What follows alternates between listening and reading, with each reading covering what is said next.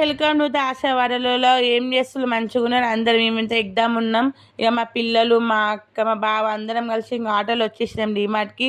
మా కొడుకు అయితే నేనే ట్రాలీ తీసుకెళ్తా అనుకుంటూ లోపలికి వెళ్ళిపోయిండు. బ్రెడ్ సెక్షన్ నుంచి స్టార్ట్ చేస్తే ఎండింగ్ వరకు తిరిగినాం. తిరిగి ఏమేమి తీసుకున్నామో చూపిస్తా చూడండి.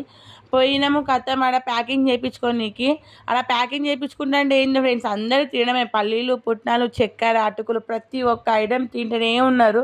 మీరు కూడా ఎప్పుడైనా అట్లా చేసేలా కామెంట్ చేయండి. కూల్ డ్రింక్ సెక్షన్కి వెళ్ళినామా, నాకు ఈ డ్రింక్ కావాలి, ఆ డ్రింక్ కావాలనుకుంటూ మాట్లాడిళ్ళు.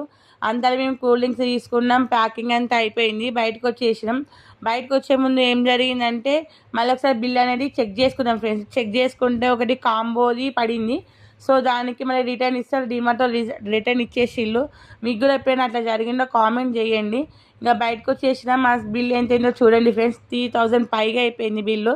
తీసుకునేదేమో కొన్ని ఇంట్లోకి అవసరం ఉండేవి మాత్రమే తీసుకున్నాం, కానీ రేట్ ఎక్కువైపోయింది. అవి దిగుతుంటే మాత్రం మస్తు అనిపిస్తుంది. మా అక్కకైతే అట్లా మస్తు ఇష్టం. మీకు ఏ డిమార్టో తెలిసి ఉంటే కామెంట్ చేయండి, లైక్ చేయండి, సబ్స్క్రైబ్ కూడా చేసుకోండి ఫ్రెండ్స్.